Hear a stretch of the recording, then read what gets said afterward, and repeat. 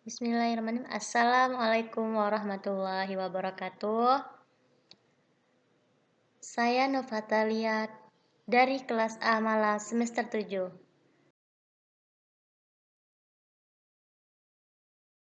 Mengenai skripsi saya pada bab 1 sampai bab 3 yang berjudulkan pengaruh sikap, pengetahuan, dan keterampilan terhadap kinerja pegawai pada Sekretariat Daerah Kota Waringin.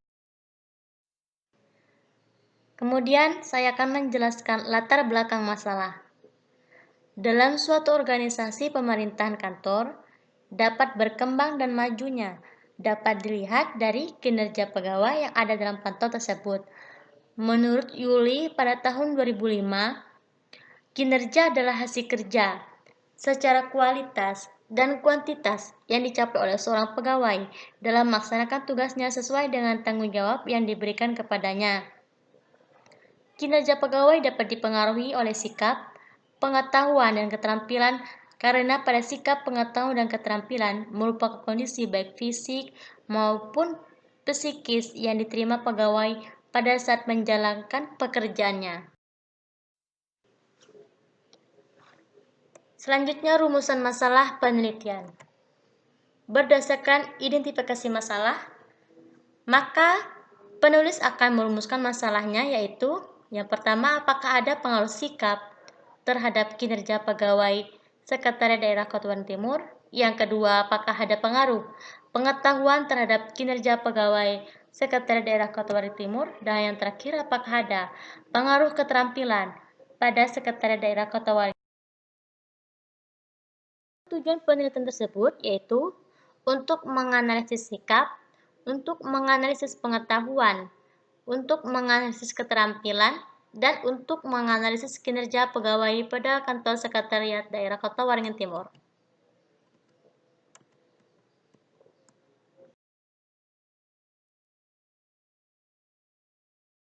Saya akan menjelaskan mengenai pengertian sikap. Menurut Saifuddin Aswar, sikap adalah salah satu unsur kepribadian yang harus dimiliki seseorang untuk menentukan tindakannya dan bertingkah laku terhadap suatu objek, disertai dengan perasaan positif dan negatif. Kemudian para pakar psikologi mendisfungsikan sikap adalah suatu bentuk evaluasi atau reaksi. Kemudian pengertian pengetahuan. Menurut Jan dan Lantu pada tahun 2006, pengetahuan adalah proses sistematik untuk menemukan, memilih, mengorganisasikan, menyarikan, dan menyajikan pengetahuan dengan cara tertentu, sehingga para pekerja mampu memanfaatkan dan meningkatkan penguasaan pengetahuan dalam suatu bidang kajian yang spesifik. Untuk kemudian ada proses institusional agar pengetahuan yang diciptakan menjadi pengetahuan. Selanjutnya, pengertian keterampilan. Keterampilan berasal dari kata terampil yang artinya cakap, mampu, dan cakatan. Adapun menurut Pearson, pada tahun 2001, keterampilan membutuhkan pelatihan dan kemampuan dasar yang dimiliki setiap orang agar dapat lebih membantu menghasilkan sesuatu yang lebih bernilai dengan lebih cepat. Adapun faktor-faktor yang mempengaruhi keterampilan yaitu motivasi. Motivasi adalah sesuatu yang dapat membangkitkan keinginan dalam diri seseorang untuk melakukan berbagai tindakan. Melalui motivasi ini, seseorang akan terdorong untuk melakukan sesuai dengan prosedur yang sudah diajarkan. Kemudian ada pengalaman. Pengalaman adalah kemampuan seseorang dalam melakukan sebuah tindakan. Pengalaman membangun seseorang untuk dapat melakukan tindakan-tindakan selanjutnya menjadi lebih baik dikarenakan telah melakukan tindakan-tindakan di masa lampau. Kemudian, keahlian. Keahlian yang dimiliki seseorang akan membuat orang tersebut lebih terampil dalam melakukan keterampilan tersebut. Melalui keahlian yang dimiliki juga akan membuat seseorang mampu melakukan sesuai dengan yang sudah. Adapun pengertian kinerja pegawai. Kinerja merupakan suatu fungsi dari motivasi dan kemampuan. untuk menyelesaikan tugas atau pekerjaan seseorang, sepatutnya memiliki derajat kesediaan dan tingkat kemampuan tertentu. Kesediaan dan keterampilan seseorang tidaklah cukup efektif untuk mengerjakan sesuatu tanpa pemahaman yang jelas tentang apa yang akan dikerjakan dan bagaimana.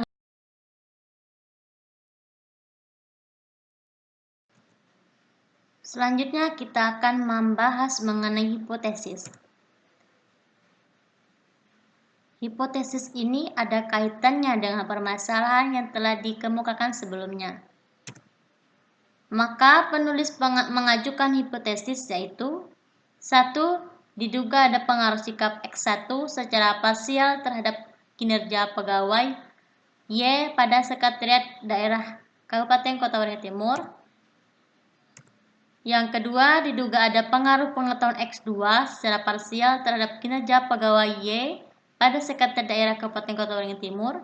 Yang ketiga, diduga ada pengaruh keterampilan X3 secara parsial terhadap kinerja pegawai Y pada Sekretariat Daerah Kabupaten Kota Waringin Timur. Dan yang keempat, diduga ada pengaruh sikap X1, pengetahuan X2, dan keterampilan X3 secara simultan terhadap kinerja pegawai Y pada Sekretariat Daerah Kabupaten Kota Waringin Timur. Selanjutnya ini adalah model penelitian. Model penelitian ini berbentuk oval. Bentuk ini berhubung erat antara X1, X2, X3 terhadap Y dan berkaitan erat dengan jenis data yaitu data primer dan data sekunder.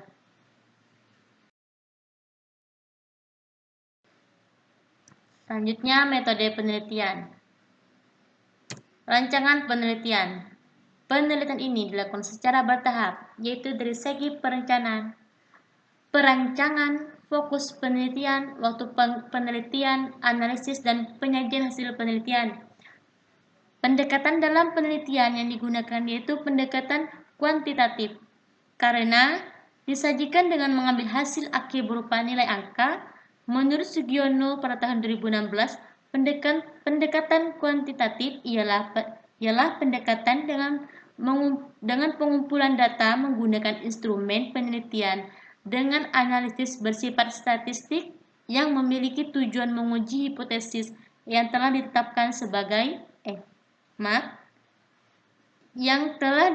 serta hubungan variabel terhadap objek yang diteliti bersifat kausal. Populasi dan sampel. Populasi. Menurut Sugiono pada tahun 2016, populasi adalah wilayah generalisasi yang terdiri atas objek atau subjek yang mempunyai kualitas dan karakteristik tertentu yang ditetapkan oleh peneliti untuk dipelajari dan kemudian ditarik kesimpulannya. Adapun dalam penelitian ini, populasi yang penulis ambil berjumlah 123 responden yang berasal dari pegawai kantor Sekretariat Daerah Kota Waringin Timur. Sampel.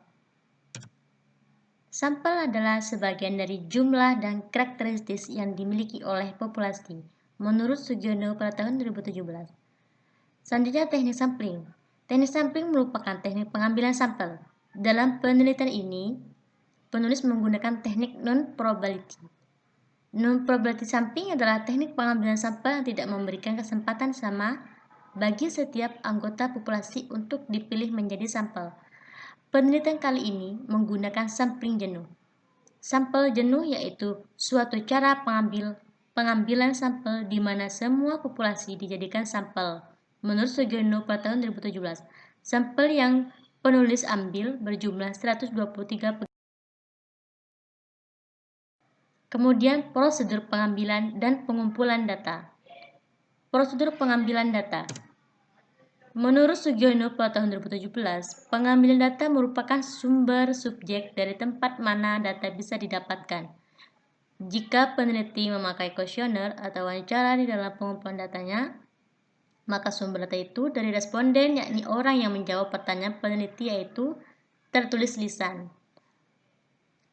Sumber data berbentuk responden ini digunakan. Baiklah, selanjutnya data primer. Data primer merupakan sumber data yang langsung memberikan data kepada pengumpul data. Data primer diperoleh dari kuesioner yang dilakukan Selanjutnya data sekunder. Data sekunder yaitu data yang bisa diperoleh dari suatu dokumentasi atau arsip. Menurut Sugiono pada tahun 2016, data sekunder adalah sumber data yang diperoleh dengan cara membaca, mempelajari, dan memahami melalui media lain yang bersumber dari literatur, buku-buku, dan dokumen perusahaan atau organisasi, umumnya berupa bukti, catatan, dan prosedur pengumpulan data. 1. Kuesioner. Kuesioner adalah suatu teknik pengumpulan informasi yang memungkinkan analis mempelajari sikap-sikap, keyakinan, perilaku, dan karakteristik beberapa orang utama di dalam organisasi yang bisa terpengaruh oleh sistem yang diajukan atau oleh sistem yang sudah ada. Selanjutnya, pengukuran. Pengukuran untuk masing-masing variabel dilakukan dalam bentuk scoring menurut skala Likert atau Likert skala. Skala Likert merupakan metode mengukur sikap dan menyatakan setuju atau tidak setujuan terhadap objek-objek atau kejadian tertentu yang dijabarkan dalam pertanyaan-pertanyaan yang ada dalam kuesioner. Kemudian yang kedua, wawancara. Wawancara menurut Sugiono pada tahun 2016 adalah teknik pengumpulan data di mana pewawancara atau peneliti dalam mengumpulkan data mengajukan suatu pertanyaan kepada yang diwawancarai. Adapun wawancara yang dilakukan secara langsung kepada para pegawai pada kantor sekretariat daerah untuk memperjelas hasil jawaban dari kuesioner yang telah diisi oleh para pegawai. Kemudian yang ketiga, studi kepustakaan. Studi yang dilakukan dengan mengkaji teori ataupun materi yang diperlukan dalam menyusun usulan penelitian ataupun penelitian nantinya. Hal tersebut dapat diperoleh melalui media informasi seperti penelitian orang lain ataupun terdahulu atau arsip-arsip. Selanjutnya, definisi operasional variabel penelitian, yaitu suatu atribut, sifat, atau nilai dari orang, objek, atau kegiatan yang mempunyai variasi tertentu yang ditetapkan oleh peneliti untuk dipelajari dan kemudian ditarik kesimpulan. Variabel yang dianalisis secara umum dapat diklasifikasikan dalam 3 kategori, yaitu variabel bebas atau independen, variabel kontrol, dan variabel terikat atau dependen. Variabel bebas X yang digunakan dalam penelitian ini sikap X1 dan pengetahuan X2, keterampilan X3, sedangkan variabel terikat Y dalam penelitian ini adalah. Selanjutnya, uji validitas dan reliabilitas instrumen penelitian. Uji validitas dan reliabilitas merupakan suatu skala atau instrumen pengukur dapat dikatakan mempunyai validitas yang tinggi apabila instrumen tersebut menjelaskan fungsi ukurnya atau memberikan hasil ukur yang sesuai dengan maksud dilakukannya pengukuran tersebut, sedangkan teks yang memiliki validitas rendah akan menghasilkan data yang tidak relevan dengan tujuan pengukur. Adapun uji validitas dan reliabilitas instrumen. Uji instrumen kali ini diambil sebanyak 40 responden dari jumlah sampel sebanyak 123.